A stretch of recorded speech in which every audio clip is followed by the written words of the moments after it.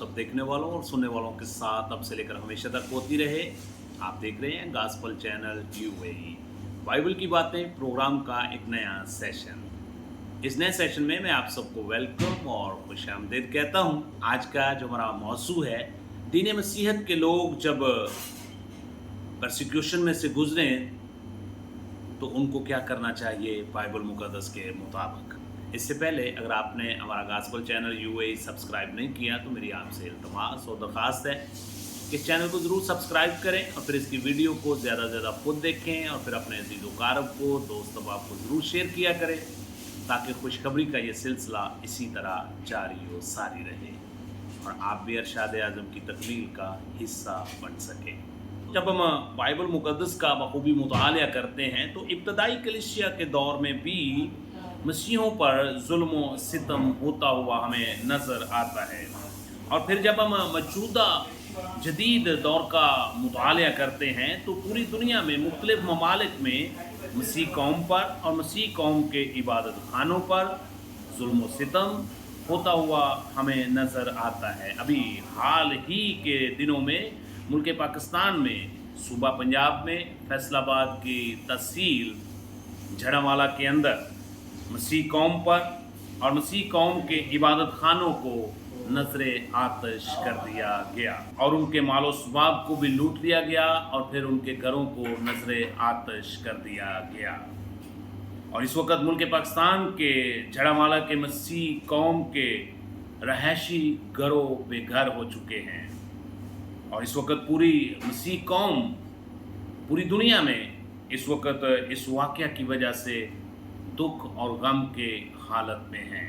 हम भी अपने मसीह बहन भाइयों के साथ उनके दुख में बराबर के शरीक हैं।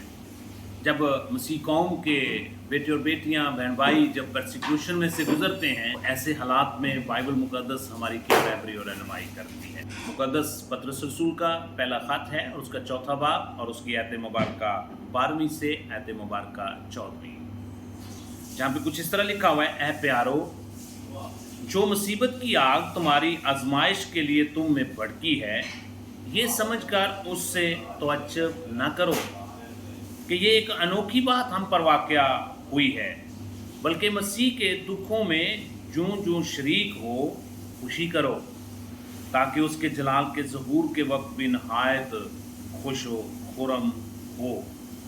अगर मसीह के नाम के सबब से तुम्हें मलामत की जाती है तो तुम मुबारक हो, क्योंकि जलाल का रूह यानी खुदा का रूह तुम पर साया करता है। मेरे अज़ीज़ों, जब हम बाइबल मुकद्दस का बखूबी मुतालिया करते हैं तो बाइबल मुकद्दस हमें तसल्ली और तशफ़ी देती है कि ये वाक़यात जो हैं कदीम ज़माना में भी उसी कौम के साथ होते हुए आए हैं और आज भी रूनुमा हो रहे हैं।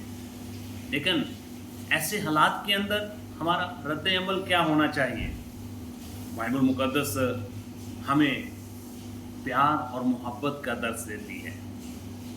बाइबल मुकद्दस हमें एक दूसरे को माफ़ करने का दर्स देती है।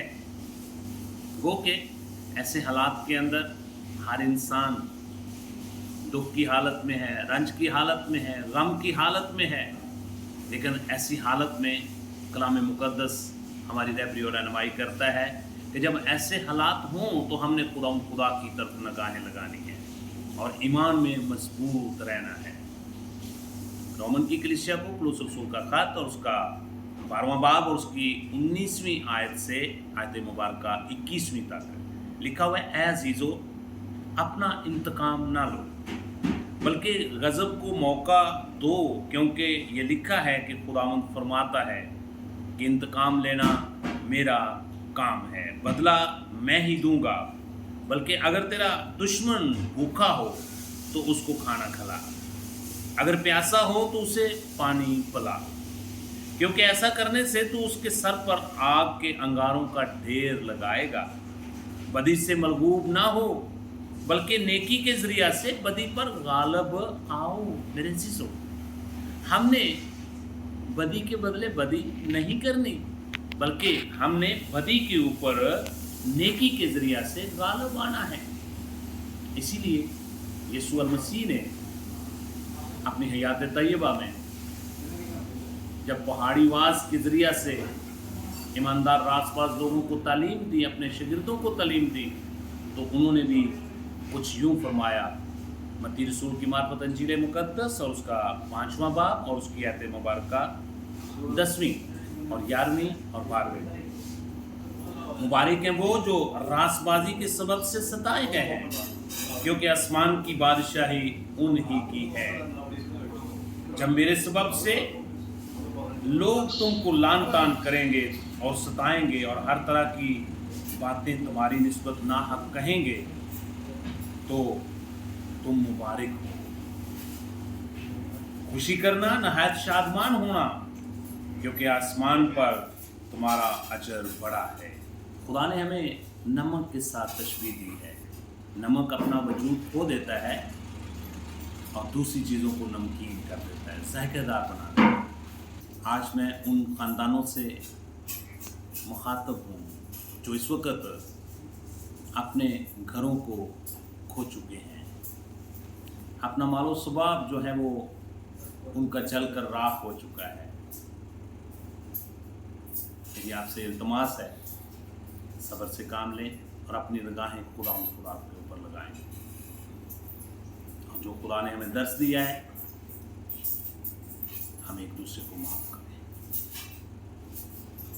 खुदा आप सबको इस बुरे हालात के अंदर, मुश्किल परेशानी के अंदर ईमान में कायम रहने की तौफीक अता करें। God bless you.